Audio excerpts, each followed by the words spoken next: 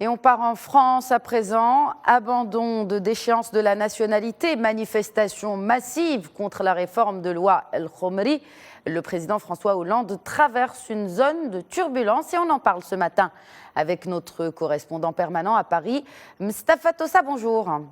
Bonjour Khadija. Alors Hollande traverse donc une mauvaise séquence alors qu'il a, selon le journal du dimanche, tenu ce week-end sa première réunion de campagne pour préparer sa candidature pour la présidentielle de 2017. Quel impact, selon vous, pourrait avoir une telle situation sur l'avenir politique de François Hollande ? Oui, c'est vrai Khadija, abandon en rase campagne de la réforme constitutionnelle, complications extrêmement importantes sur le plan social pour la loi El Khomri, le Code du travail. François Hollande traverse la plus noire séquence de son mandat et beaucoup d'observateurs s'interrogent sur sa capacité à rebondir pour redemander la confiance des Français. Il y a beaucoup de doutes sur cette question-là. La droite, lui, intente un procès en incompétence. La gauche le critique pour son amateurisme et son côté machiavélique amateur pour jouer avec la Constitution.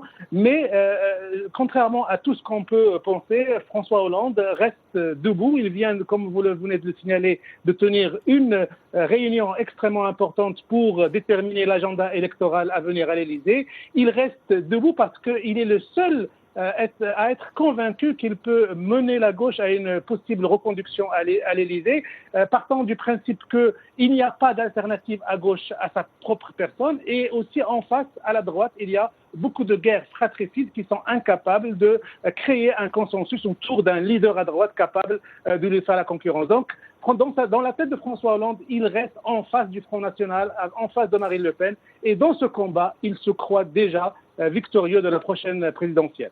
Et dans ce contexte d'absence de candidats qui puissent faire le poids devant François Hollande, en tout cas, Manuel Valls s'est cru obligé d'exprimer sa loyauté à l'égard de son président. Il a déclaré, je cite, « Hollande est la voix de l'intérêt général ». Alors comment peut-on lire une telle posture, Mustapha ?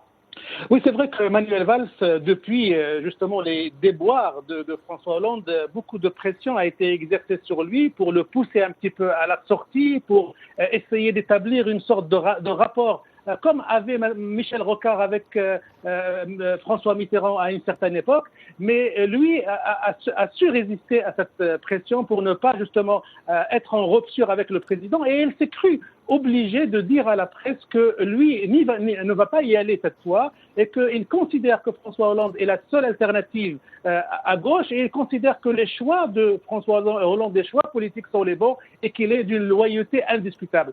Rien que le fait d'être obligé de le dire, déjà, Manuel Valls donne cette impression qu'il y a quelque chose qui est en train de se créer, une sorte de tension qui est en train de se créer entre lui et le président de la République. Le Premier ministre Matignon est obligé d'envoyer des signaux de loyauté à l'Élysée. C'est dire à quel point la séquence qu'on va traverser est extrêmement sensible. Alors, beaucoup de politologues disent que Manuel Valls peut laisser passer cette phase de 2017.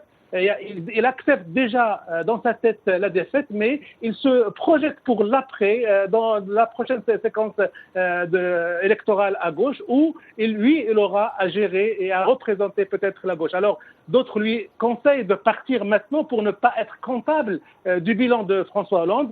Et entre ces deux tendances, on a l'impression que Manuel Valls est en train d'hésiter. Mais pour ceux qui le connaissent et ceux qui ont testé sa loyauté, ils disent qu'il va rester avec François Hollande jusqu'à la fin du quinquennat et que lui va penser davantage à la prochaine élection présidentielle que celle de 2017.